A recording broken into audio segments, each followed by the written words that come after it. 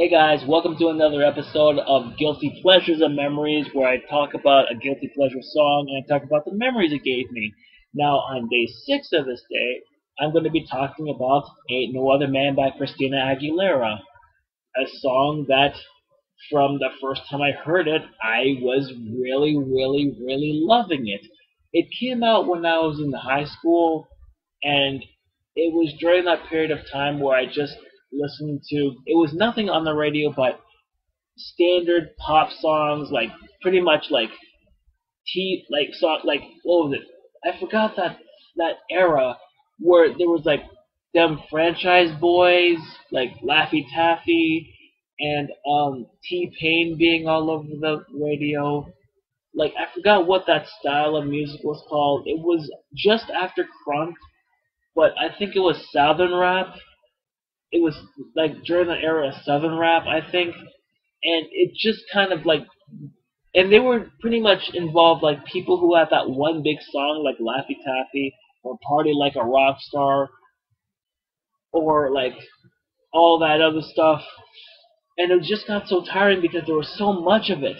And then I hear this song, "Ain't No Other Man" by Christina Aguilera, and I just like at the time I was kind of blown away because I didn't hear about this big band sound ever since like Lou Bega, like Mambo Number Five or whatever. Like I was like blown away because it was something different because when you hear similar sounding things and you hear this completely different sound that is pretty much a throwback to the big band era, I genuinely was surprised and I wanted to look forward to more. Eventually, I got Candyman, which is a song I like a little bit better.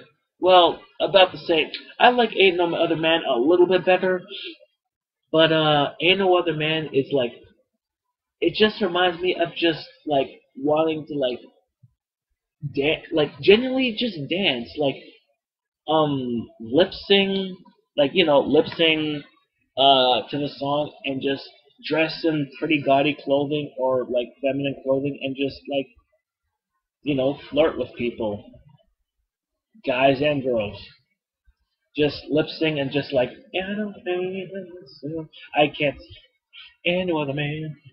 And I just want to like lip sing and like wear classy feminine clothing and just having a bunch of like backup dancers who are male and wearing feminine clothing, like just dancing behind me. And I'm like, oh my god.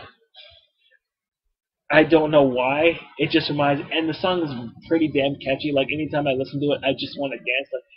Like I know I just said I just want to dance, but it just reminds me of how like quick and toned it is. It's just like a poppy, fresh.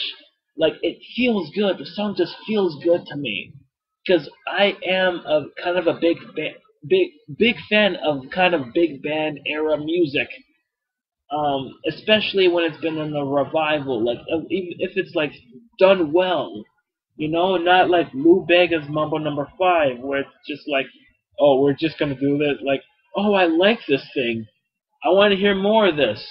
Oh, I don't like going back to this time period. I'm just gonna listen to Lou Bega, and it's like, no, this might be okay. Like, Ain't No Other Man just feels pretty, it kind of feels authentic to me. That's how it is. It feels authentic in the sound that it's creating. And I'm glad like she actually pulled it off in terms of like how she does things.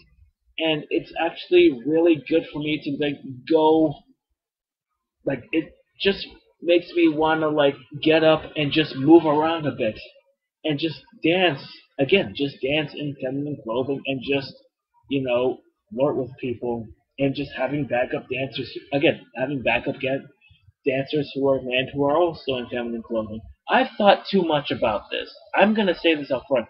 I just got I just made the list a couple of days ago, and I just thought way too much about my music video in terms of this song. Like me as the star and several cute guys, and just me flirting. Now, what was I talking about? Oh yeah, the song is just great. Yeah, the song is actually pretty good for me. Like Yeah, it is pretty good for me.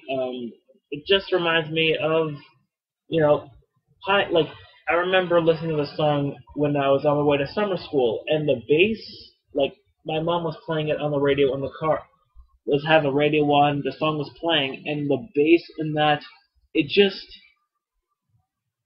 it sounds so good in high stereo, like in high def stereo or whatever it's called. On stereo and loud, it's just beautiful and it sounds amazing. And that's how a lot of music should be. Not like bare bones and it's really not there. If it's stripped down, it's fine. But when you want to hear, like she pretty much has it, pretty much the entire big band thing going on, and you can hear every note, not like everything is just come together and nothing is wasted. There's nothing wasted in that. And it sounds so right and fresh and it sounds so current. It's a throwback, but it sounds current at the same time. And that's what I love about revivals. Like it's a homage to what was celebrated in the past, but at the same time, you just put your own spin on it and it sounds so good. And it's what, almost 13 years old? And this came out when I was in high school. Oh God, yeah, it actually is a really good soundtrack. Like, uh, yeah. At one point, I did want to get her album, but uh, I I thought it was gonna like I always found her as a good musician. I just think of her as a singles musician and not like where I listen to a Red Hot Chili Peppers album and I'm like, I'm gonna get a few songs on my MP3 and I'm gonna buy their album and I figure, holy crap, the rest of their album is just as good.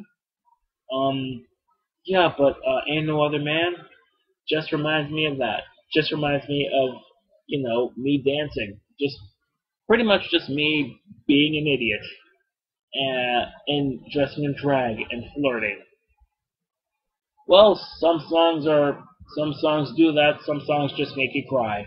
So that's it for another episode of Guilty Pleasures and Memories, and I will see you another time. Thank you.